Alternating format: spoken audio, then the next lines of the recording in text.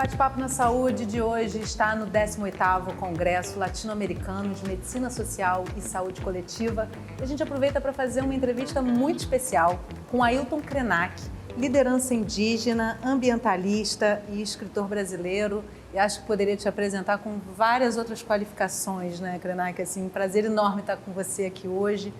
E claro que você teria que estar num evento de saúde coletiva. Queria começar trazendo uma citação que você traz no seu livro Ideias para Adiar o Fim do Mundo. Você cita que o homem branco acha mais fácil acabar com o planeta do que acabar com o capitalismo. Um momento oportuno para a gente refletir sobre isso, né? Um momento que o capitalismo tenta atravessar a nossa soberania, né? É um momento também para eu me lembrar que quando eu incluí essa frase no meu livro, eu estava citando Conceição Evaristo. A nossa querida Conceição Evaristo, numa conferência que ela fez no Festival de Inverno, lá na Universidade Federal de Minas Gerais, naquele período em que o governo anterior estava predando a vida brasileira, né? Eles estavam chegando à porta dos teatros e ameaçando o espetáculo que estava no teatro, botando um controle absurdo sobre a cultura.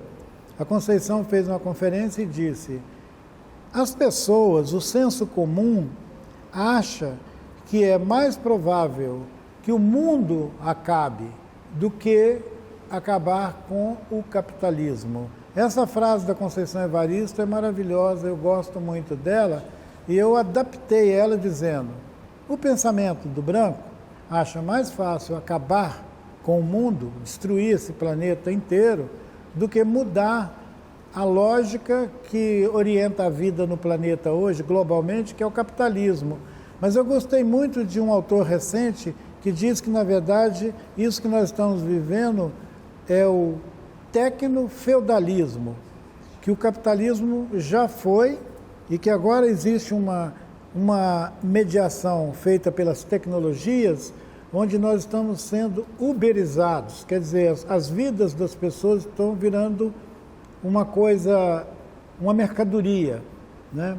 A ideia, por exemplo, de uberização, né? As pessoas têm CNPJ, as pessoas criam empresas. Então você olha uma pessoa, está passando uma pessoa ali, não é uma pessoa, é uma empresa. Você encontra com alguém e isso vai produzindo entre nós um tipo de relações que são chamados, que é identificada como uma relação extrativista. Ao invés de eu me sentar com você, bater um papo, tomar um café, eu digo que estou ocupado, porque eu estou fazendo alguma outra coisa, como é que chama, que monetariza, que faz aquilo ser alguma mercadoria, mesmo que não seja um serviço remunerado, mas ele é um investimento. Então nós estamos habitando um mundo muito esquisito, em que as pessoas acreditam que o mundo pode acabar, mas que essas relações introduzidas pela mercadoria, elas estão nos absorvendo de uma maneira tão involuntária, que quando você vê, você já está lá dentro dessa história. Você vai dar uma palestra, alguém vira para você e fala assim: a gente vai te dar um cachê. Aí, como assim você vai me dar um cachê? A gente vai te remunerar, mas você tem que ter um CNPJ. Aí você encontra um monte de gente que está criando um registro comercial com o nome dele, com a identidade dele, para ele poder viver nesse mundo capitalista que as pessoas, digamos, mais simples, eles acham que isso é empreendedorismo. Eu tenho feito uma crítica a essa ideia naturalizada de empreendedorismo, quer dizer, nós todos aqui podemos ser empreendedores. Aí o SESC fala isso, o SENAI fala isso, o SEBRAE fala isso, a Prefeitura fala isso. O problema é quando a universidade começa também a ser um aparelho de reprodução desse empreendedorismo.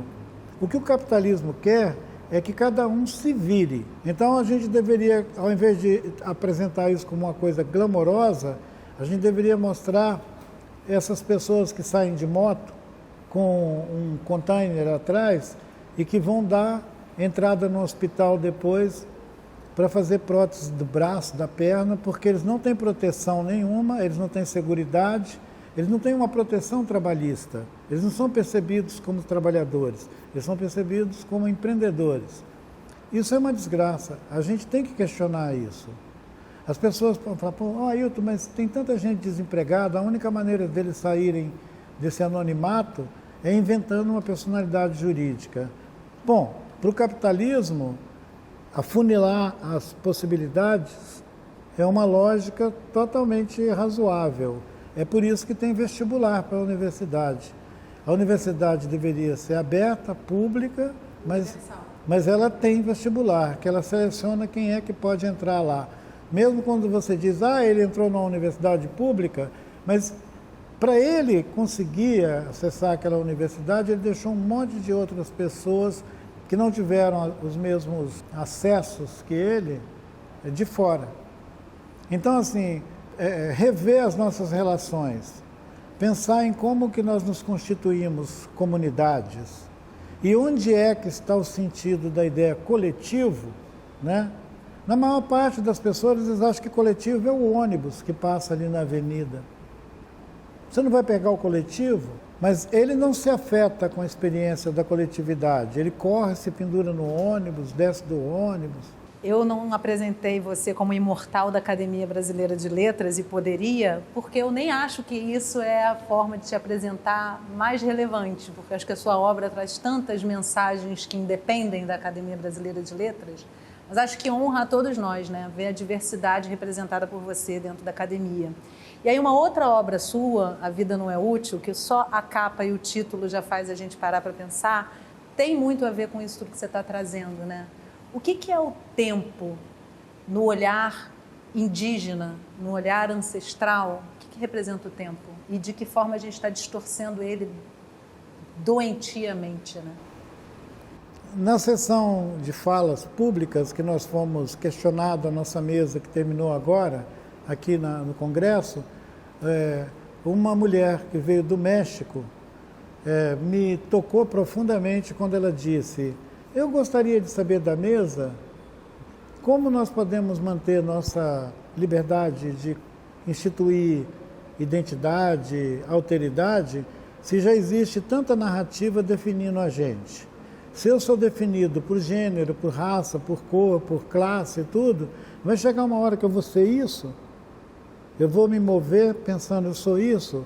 Ou a gente ainda tem a possibilidade de exercer a liberdade de não pertencer a tudo isso? Tem uma escritora amazonense que lançou semana passada, ela foi à Flip, ela apresentou um livro que tem o título de Um Rio Sem Fim.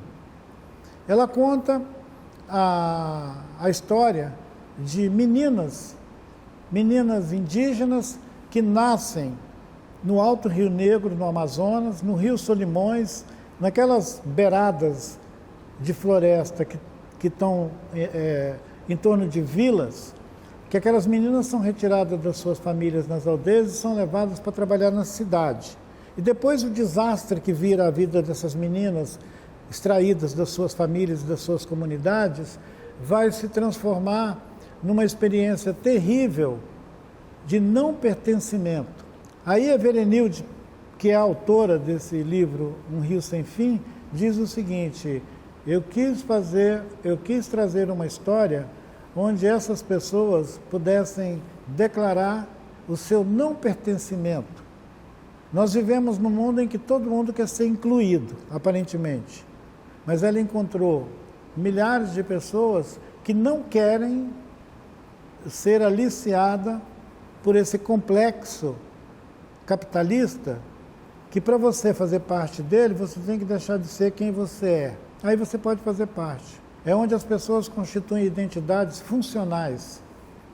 Não é mais uma experiência que herdou dos seus antepassados, que torna o tempo uma experiência fluida, que permite você imaginar tempos alternados, como se muitas coisas pudessem acontecer ao mesmo tempo. Isso faz com que esse instante que nós estamos agora aqui juntos se torne largo, elástico, como se a gente não tivesse a necessidade de correr para concluir uma mensagem. Ela está aí, ela vai fluir, ela vai acontecer. Essa experiência talvez seja a maneira mais direta de dizer o que é o tempo nessa medida de um futuro ancestral. Porque ao mesmo tempo que ele projeta uma ideia de espaço, de tempo, mas ele se alimenta de uma perspectiva ancestral, quer dizer, alguma coisa que já foi. Você não precisa correr atrás. Essa ânsia de chegar na hora, de pertencer a alguma coisa, de fazer parte do clube, e foi até interessante você mencionar a passagem pela Academia Brasileira de Letras, ou o acesso a esse lugar, que é um lugar exclusivo e que essa nossa sociedade, né, brasileira, ela edifica esses espaços como se eles fossem espaços de privilégio. Ora, eu não estou interessado num privilégio, né? Aquela ideia de tem 100 pessoas, tem 1000 pessoas, tem 200 pessoas que estão lá, eu vou correndo para lá. Isso produz em nós, pessoas comuns, normais, uma ansiedade, entendeu? Tipo assim, será que eu vou ficar de fora? Eu queria pertencer àquilo. Mas a gente deveria se perguntar, eu quero pertencer àquilo por quê? Isso nunca acaba também, né? Nunca uma acaba. busca que não acaba. Essa mulher mexicana que perguntou, será que a gente não tem o direito de continuar sendo inocente, sem ter uma lista de pertencimentos?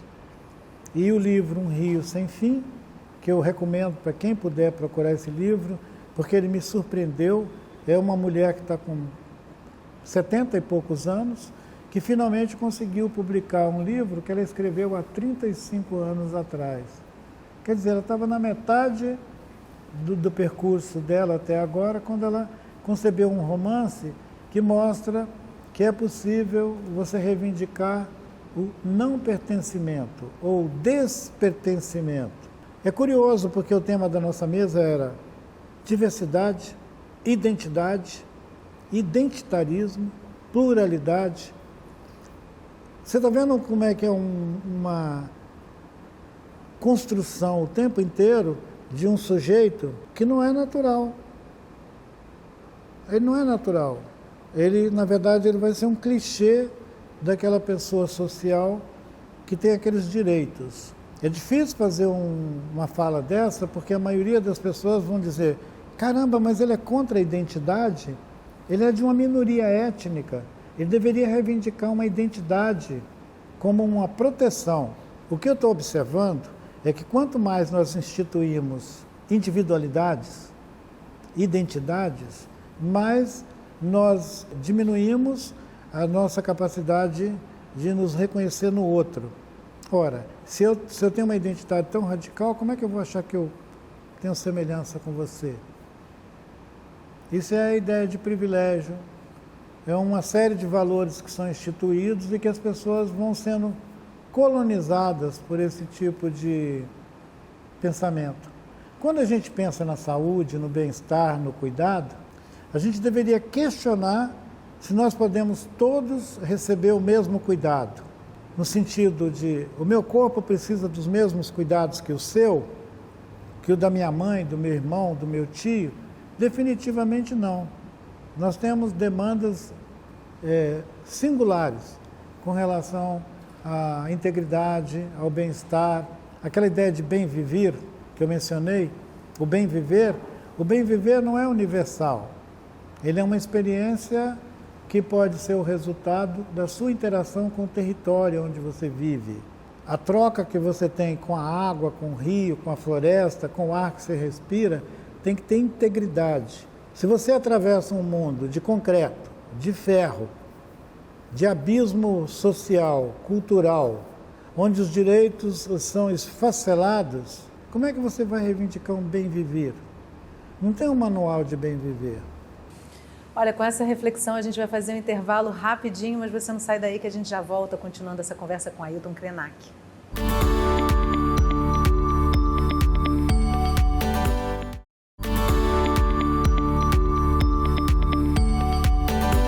Estamos de volta volta conversando com Ailton Krenak, imortal da Academia Brasileira de Letras, liderança indígena reconhecida internacionalmente. Krenak, mais uma vez, obrigada por você estar aqui com a gente hoje. Eu queria trazer uma obra, vou chamar assim, que eu acho muito representativa da nossa história, que é o Projeto Quirino, que traz, não sei se você conhece, mas é um projeto que tem podcast, que tem livro, que tem uma série de formas de comunicar, que relê a história do Brasil. E uma das coisas que esse projeto traz é uma releitura sobre a escravização de pessoas negras e do povo indígena, demonstrando que o povo indígena foi, sim, escravizado por mais de um século e que foi torturado e todo o resto da história que a gente conhece de forma muito superficial. Queria que você trouxesse um pouco dessa luta histórica que permanece até os dias de hoje, de reconhecimento não das vulnerabilidades desses povos, mas das suas potências, que foi o que fez com que essas populações sobrevivessem até os dias de hoje. É muito importante, é muito relevante a gente pensar o seguinte: esse vasto território que hoje forma o nosso país, Brasil, e os seus vizinhos da América Latina, se constituiu em algum momento um território de disputa, onde os corpos dos povos originários foi o primeiro alvo da violência e que resultou num genocídio. No caso da América Latina, que tem um trabalho muito interessante, publicado por uma autora brasileira, que tem o título de Genocídio Ameríndio, ou genocídio em Abya-Yala. A autora diz que, na chegada da Europa aqui no continente americano, eles aniquilaram 700 mil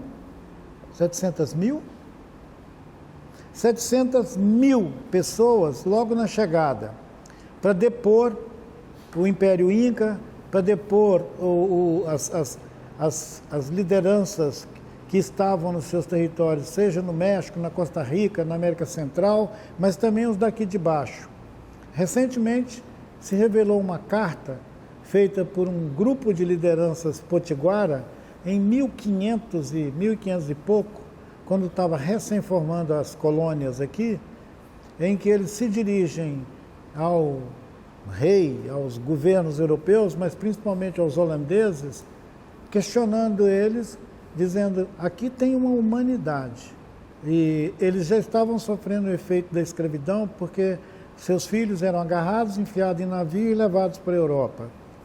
Depois, aqui mesmo, no ciclo da cana-de-açúcar, para poder abrir os canaviais, eles obrigavam os indígenas a trabalhar no seu próprio território, desmatando o pau-brasil, aqueles ciclos todos, e a introdução de uma atividade econômica alienígena. Os indígenas não comiam açúcar. O Darcy Ribeiro diz que milhões de negros e indígenas foram queimados como carvão na fornalha para adoçar a boca do europeu. O Darcy tem aquelas frases incríveis dele, mas essa que ele fala que a gente era queimado em fornalhas para adoçar a boca dos europeus, produzindo açúcar, foi o que aconteceu na América Latina inteira. Até hoje, Cuba é cantada e narrada como aquele lugar que produzia açúcar. Tem até umas músicas muito bonitas deles: açúcar, açúcar, açúcar. É lindo, né? É lindo rever essa história assim com cores, como você está trazendo, açúcar, né? Açúcar, açúcar. Maravilhoso. Como é que a gente pode se descolonizar e sonhar coletivamente na contemporaneidade? Pode ter certeza que essa é a pergunta mais persistente que me dirigem enquanto eu ando por aí. Eu fiquei pensando, por que será que as pessoas imaginam que eu possa ter uma resposta, uma pista para como passar por essas armadilhas todas da contemporaneidade, mantendo um sentido de atento às coisas que estão acontecendo ao nosso redor, fazendo um exercício de reexistir Quer dizer, você não está aceitando aqueles convites todos, mas você não vai deixar de viver. Você vai produzir outros efeitos, experimentar outras maneiras de viver, que tem a ver com não pertencimento, com despertencer. Porque se você aceitar despertencer, tem muita coisa que você não vai aceitar como uma experiência válida para você. Você vai falar, estou fora, eu não quero isso. E tomara que as pessoas se apercebam dessa possibilidade. A inclusão não é um decreto universal, ela é uma hipótese e ela é estruturadora do neoliberalismo, da coisa do capitalismo. Se você incluir todo mundo vai ter um cartão, nem que seja do Bolsa Família. A pergunta é o seguinte, quem não está no Bolsa Família existe ou não existe? Fora que agora também tem uma linguagem também muito adaptada que diz assim, eles são invisíveis, eles são invisibilizados. Ora, de tanto você dizer que alguém é invisibilizado, ele vai acabar pensando, caramba, eu sou invisibilizado, puxa vida, eu preciso ser incluído. Que tal se eu for visibilizado? No livro da Verenilde, Um Rio Sem Fim, as meninas que não querem ser incluídas, elas decidem que elas querem despertencer a essa sociedade da mercadoria, onde os corpos delas é a primeira mercadoria que o mercado quer. É o corpo das meninas. Meninas de 8, 10 anos de idade são retiradas das suas comunidades na floresta, falando língua materna, e têm que viver em capitais como Belém, Manaus e outros centros urbanos, aprendendo a servir aquela sociedade corrupta como parte da sua domesticação, para serem incluídas na sociedade. Ora, se tem uma sociedade que para ser incluído você precisa ser primeiro abusado, feito outra coisa, transformado, porque você não pode ser como você é, essa é uma sociedade bem perversa, a gente tem que questionar ela. Perguntar, eu quero fazer parte disso? Tem algumas coisas que a gente não tinha que reivindicar inclusão, que a gente deveria botar em questão. Krenak, uma das suas falas ali na mesa que você participou me chamou bastante atenção, eu achei muito expressiva de uma realidade, né, que é a colonização dos corpos pelo mecanismo da saúde, da medicalização, enfim. Como é que a gente trabalha uma saúde coletiva sem essa colonização, né, com uma integração e um perguntar e responder junto com quem está nos territórios? Qual é o caminho para se fazer isso diante de tantas diversidades de olhares, assim? Quem sabe a gente devesse considerar a descontinuidade das políticas que são dirigidas universalmente à população. Descontinuidade seria o seguinte, a gente teve a pandemia. Seria insano eu dizer que durante a pandemia não devesse ter acontecido aquele controle sanitário. Tinha que ter mesmo, mas é excepcional. Saiu daquele pesadelo, a gente tinha que ter uma descontinuidade que permitisse a gente refletir se nós temos que nos constituir cada vez mais numa ampla sociedade sanitarizada e sanitária, onde a ideia de limpo fosse cada vez mais um valor social, um valor instituído pelas empresas, pelas corporações, pela escola, a uniformidade. Por que a gente não questiona isso? O que aconteceu é que, como a gente não questionou, agora tem gente querendo inventar uma escola militarizada, onde as crianças, além de pagar o mico de uma sala de aula, vão ter que suportar também uma fardinha. É o fim da picada. É falta de questionamento disso que eu estou chamando de descontinuidade. Você vê muita gente reclamando a continuidade da política de não sei o quê. Isso parece automático. Tem coisas que a gente não deveria dar continuidade. Por exemplo, a gente não tem sentido em dar continuidade para o crescente poder das polícias, que se sobrepõem aos governos e saem por aí fazendo o que querem. Tem que botar uma câmera na farda do sujeito porque ele é um serial killer, porque senão ele sai matando todo mundo. E mesmo assim eles não param de matar. Nós somos um dos países do mundo com a polícia de maior letalidade, quer dizer, que mais mata. É vergonhoso, é triste, mas por que as pessoas pedem cada vez mais segurança? Essa gente urbana, principalmente, fissurada em segurança, eles olham qualquer movimento estranho na rua e pedem uma câmera para vigiar. Então essa paranoia da segurança está produzindo uma violência incomparável contra as pessoas que nós estamos chamando de vulneráveis. E é lógico, se essa violência é dirigida a corpos que são vulneráveis, não vai ser dos brancos que têm casa, que têm dinheiro, que têm as condições de cidadania instituída. Por isso que a própria questão da democracia, da cidadania, elas não devem ser customizadas, elas devem ser questionadas.